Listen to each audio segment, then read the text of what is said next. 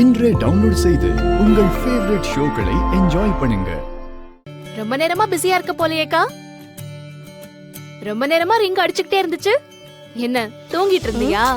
இந்த நேரத்துல போய் யாராவது தூங்குவாங்களா? நாங்கெல்லாம் தூங்க மாட்டோம். மேடம் புதுசா கல்யாணம் ஆனவங்க.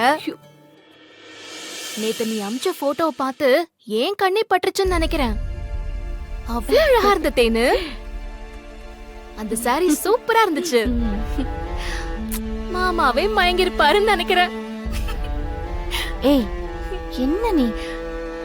தேனு, என்ன பேச்சையே காணோம்? ஓஹோ, மேடத்துக்கு வெக்க வந்துருச்சா?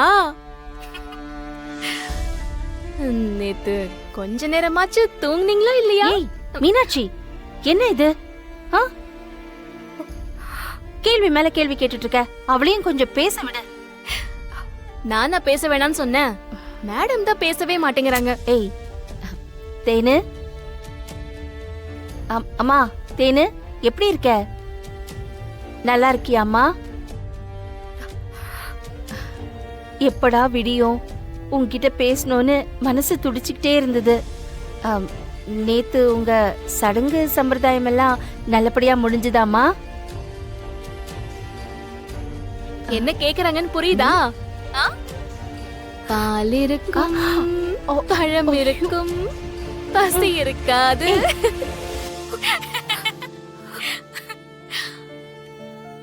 மீனாட்சி, என்ன பேச்சுது? ஏன் இப்படி கிண்டல் பண்ற? தங்கச்சி கேக்குற கேள்வியா இதெல்லாம்?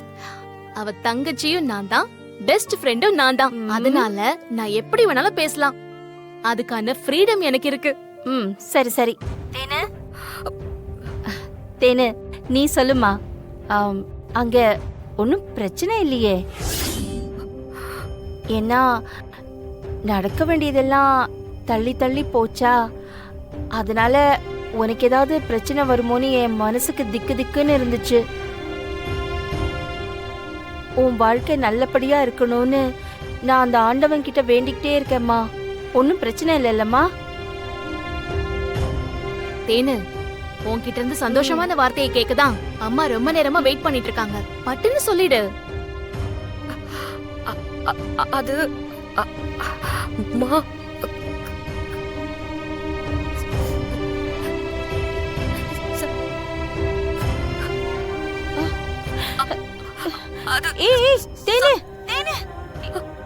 என்னம்மா இது? ஏன் பதட்டமாகற?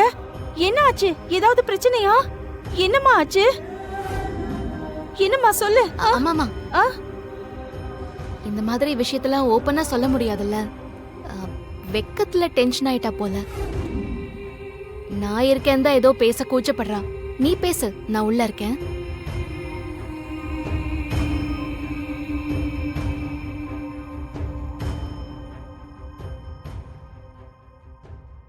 ஏய், என்னம்மா இப்படி பதட்டப்படுற? அங்க ஏதாவது பிரச்சனையா? சொல்லுமா. பதட்டப்படாம இருமா, சொல்லுமா. ஏதாவது டென்ஷன் ஆனாதானே அக்காவுக்கு வாய் திக்கும். இப்ப ஏன் திக்கிறா?